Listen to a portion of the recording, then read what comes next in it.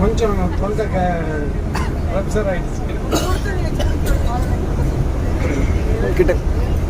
இல்லை, எல்லாரும் பேசுனதை பார்த்துட்டு நம்ம பேசுனதுக்கு என்ன இருக்கு, மலையாளத்தில் இருந்து அந்த ரியல் ஹார்ட்ஃபுல் வேர்ட்ஸ், அதுக்கு மேலே ஒன்றும் சொல்கிறதுக்கு ஒன்றும் இல்லை.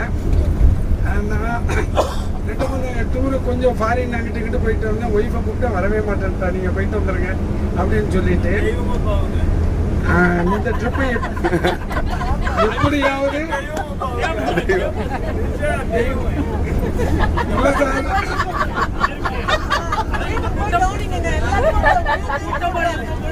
இல்லை அவன் ஒரே சொன்னது இங்கே உள்ள காசி, இங்கே உள்ள இதை பார்க்காம நான் இங்கெல்லாம் வரமாட்டேன்ட்டான்.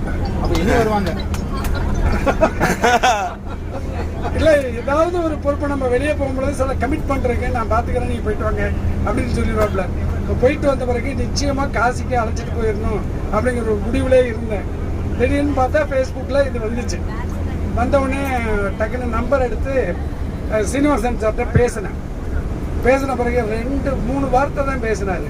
ரைட், கன்ஃபார்ம்டு, எனக்கு டிக்கெட் நோட் பண்ணிக்கங்க சார், 2 டிக்கெட்டு பண்ணி சொல்லுவோம் அப்படின்னேன். எவ்வளவு அமௌண்ட்டு, முன்னாடி எவ்வளோ கட்டுறாங்க, யார் என்ன, எந்த ரெஃபரன்ஸ் இல்லை. இந்த வேர்டு அவர் பேசின அந்த வார்த்தைகள் மட்டுமே எனக்கு ஹை கான்ஃபிடென்ட் இருந்துச்சு. அதுக்கப்புறம் 2 தடவை தான் பேசினேன்.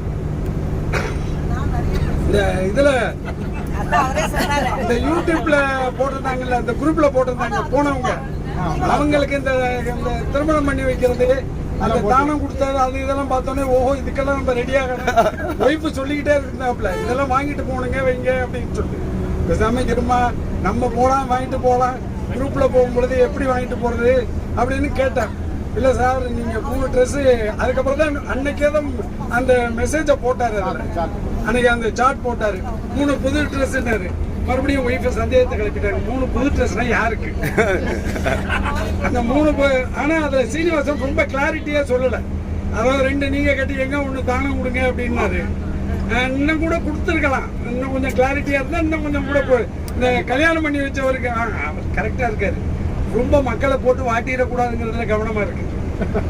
இல்லை, அது இயற்கை தானே. வரும்பொழுது இந்த அவர் கொடுக்குற அமௌண்ட்டு மற்ற செலவெல்லாம் நம்ம கணக்கு பார்த்தா ரொம்ப வந்துடும் அப்படிங்கிற பயம் மட்டும் இருந்துச்சு. என் பையன் கூட கேட்டாப்புல, சார் நம்பர் கொடுங்க, அவர்கிட்ட பேசிக்கிறேன் அப்படின்னு. ஒன்றும் பேச வேண்டாங்க, பேசுகிற ஒரு வார்த்தை போதும், அது எப்படி இருக்குங்கிறத கன்ஃபார்ம் பண்ணிடலாம் அப்படின்னு சொல்லிட்டு.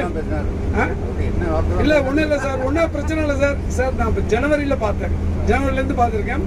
ஒன்றே ஒன்று கேட்டேன், எந்த கிளைமேட் சார் நல்லா இருக்குன்னு. எல்லா கிளைமேட்டும் நல்லா இருக்கும்,